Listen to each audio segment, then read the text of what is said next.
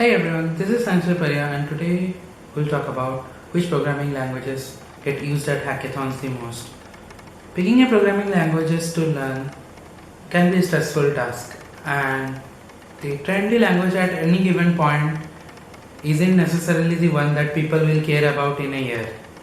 Interesting then to see what programming languages programmers turn to when they have got their pick, when they are coding not with some boss's wish in mind, but when they are just cracking away at a project just for the hell of it. So today we'll discuss three things.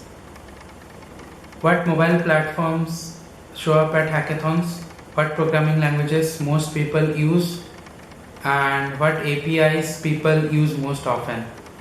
Okay, for the first part, at a hackathon, when it comes to mobile app development, the most targeted platform is Android, followed by iOS, and very few people target other platforms like Windows.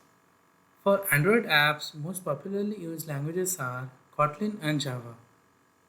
But recently, Flutter has gained a lot of popularity, and using Flutter, one can easily build multi platform apps using one language called Dart. If you are doing an app development project, I highly recommend using Flutter. Moving on, let's see what are the most popular languages used in hackathons.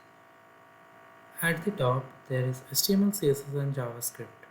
Then comes Python, and Java and C++ are also widely used. HTML, CSS, and JavaScript topping the list seems pretty predictable. They are forgiving and do not require a compiler to run, and you can run it in your browser rather than any specific OS or any other dependencies. And this tend to be the first language that any coders learn. So the most popular projects in hackathons are based on these languages and they are based on web development. It is really simple to prototype and fast to work with, and most of the time it is possible to come up with a web-based solution for your problem.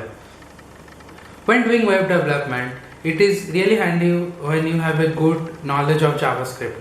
You can make the front end more interactive, or you can design the whole front end in JavaScript using React, or you can also work with backend. So all of this using one language, JavaScript. So I highly recommend getting along with JavaScript and also know basic HTML and CSS. But what about APIs? These APIs allows you to integrate more sophisticated features into your projects. The most popular communication API used is Twilio, and you also have other alternatives available. In case of social APIs, the mostly used APIs are of Facebook and Twitter. In case you want payment APIs, Venmo and PayPal is the most popular API service out there, and Venmo beats out PayPal, but both are used most as compared to the others.